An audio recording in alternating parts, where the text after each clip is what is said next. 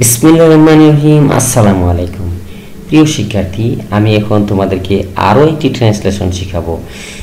যদি একটা সেন্টেন্সে আছে থাকে কিন্তু আছে দ্বারা কোনো মালিকানা বোঝায়, একটা সেন্টেন্সে আছে এ কথাটি আছে বা নাই এ কথাটি আছে বা ছিল না এরকম কথা আছে কোনো সেন্টেন্সে, তাহলে সেন্টেন্সটি দেয়ার দ্বারা হবে না, অর্থাৎ মালিকানা বোঝালে দেয়ার দ্বারা হবে না।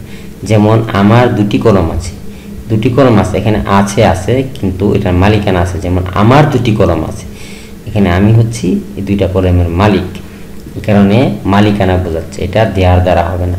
এটা স্বাভাবিক নিয়ম হবে। আমার দুটি কলম আছে, আই হ্যাভ টু পেন্স।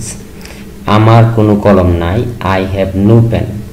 তার বাবার একটি গাভী ছিল, his father had a cow, past tense ছিল, মালিকানা তার বাবার গাভী ছিল, তাহলে his father had a cow.